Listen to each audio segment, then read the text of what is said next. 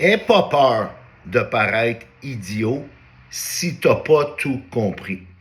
Parce que souvent, si, admettons, tu es dans une salle de conférence et les gens posent pas de questions, ça veut pas dire qu'ils ont compris. Souvent, les gens qui ont les diplômes puis qui veulent bien paraître, ben, ils oseront pas poser des questions, même si eux non plus ont pas tout compris. Puis quand tu as le courage de paraître idiot, entre guillemets, et que toi, tu poses des questions, ces gens-là vont te remercier. Alors, sois meilleur avec tes questions que tes réponses. 3/4 de réponse vaut mieux qu'une réponse et demie.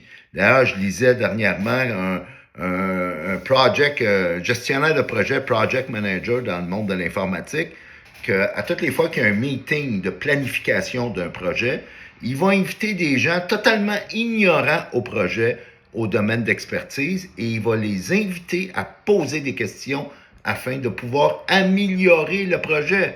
Parce que souvent, ceux qui ont l'air bien brillants sont capables peut-être d'expliquer des concepts compliqués, mais ils ne seraient même pas capables de l'expliquer à leur petit-neveu de 8 ans. C'est pour ça qu'Einstein disait il y a du génie dans la simplicité. Alors, aie pas peur de paraître ignorant ou de paraître idiot ou stupide, parce que de toute façon, tu n'as pas à dépendre de l'approbation des autres. Ce que tu as besoin, c'est d'être meilleur avec tes questions qu'avec tes réponses. Puis comme Confucius disait, t'es mieux de passer pour un sot pendant 5 minutes que de ne pas poser de questions de terre puis de l'être toute ta vie. Alors, aie pas peur parce que souvent les autres, ils comprennent pas eux autres non plus, puis parce qu'ils veulent bien paraître, ils n'auront pas le courage de poser des questions.